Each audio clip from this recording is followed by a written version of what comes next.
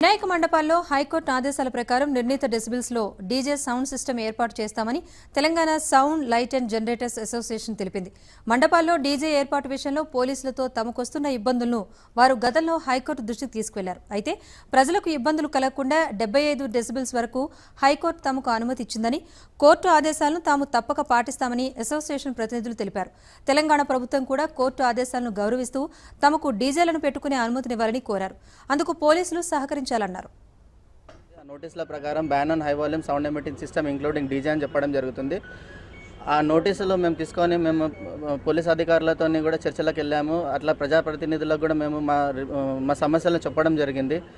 మా సమస్యల మీద మేము ఇంకా ఫర్దర్గా హైకోర్టులో అప్పీల్ చేయడం జరిగింది. హైకోర్టు నుండి మాకు ఆర్డర్ వచ్చింది. ఇవాళ ఎట్టి పరిస్థితులలో ఆర్డర్ ప్రకారం ఎట్టి పరిస్థితుల్లో మీరు పోలీస్ అధికారులు మా వ్యాపారంలో తలదూర్చొద్దని చెప్పేసి ఆర్డర్ ఇవ్వడం జరిగింది. కోర్టు ఆర్డర్ మాకు ఇవాళ కోర్టు ఊరటనిచ్చింది. మా వ్యాపారాలు కొనసాగించుకోవడానికి మాకు ఇవాళ మళ్ళీ ధైర్యం ఉన్నది.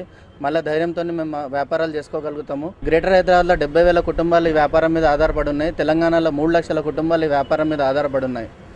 ఇంతమందికి ఇవాళ ఊరటన కలిగించే ఆర్డర్